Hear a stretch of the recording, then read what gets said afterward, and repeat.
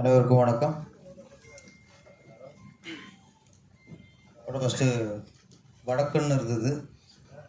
இந்த பிரச்சனைக்கு அப்புறம் ரயில் மாற்றிட்டாங்க. ஃபஸ்ட்டு வடக்குன்னு போது நம்மளும் ஒரு கதை எதிர்பார்ப்போம்ல.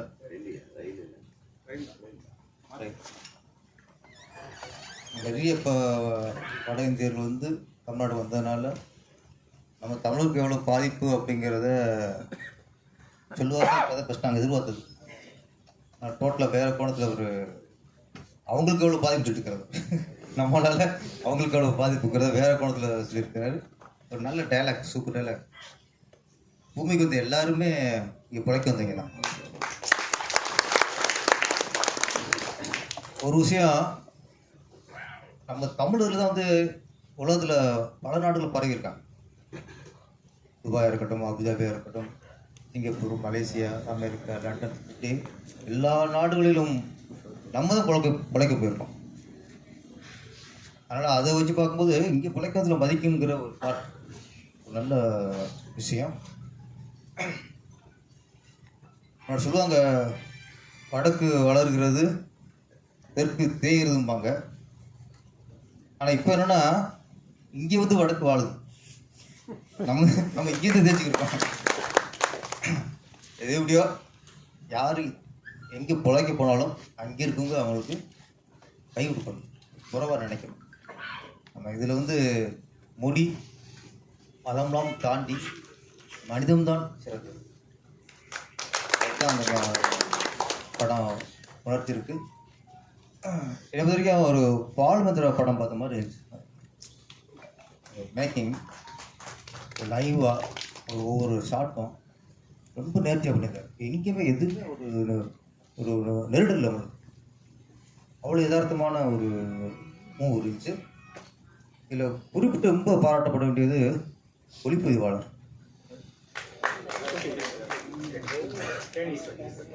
தேனி ஈஸ்வரன்.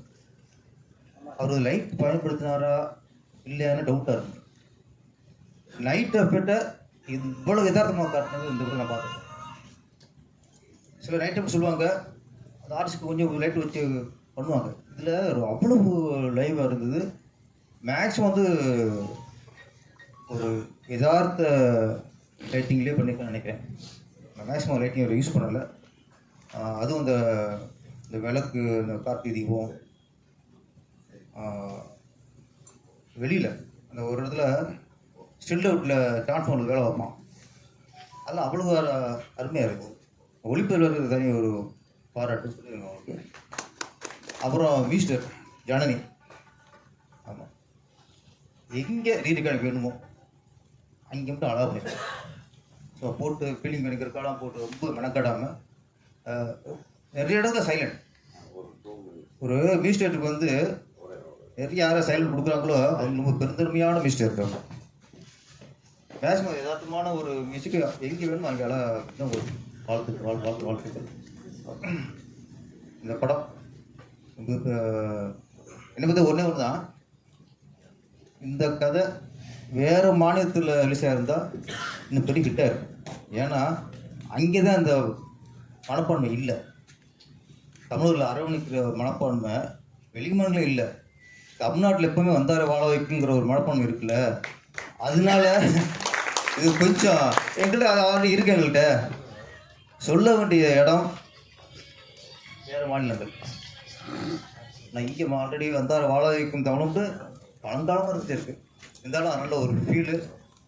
கடைசியாக அந்த ஹீரோ திருந்துற இடம், ஒருத்த மேலே வைக்கிற நம்பிக்கை தான் அவனை திருத்தும்.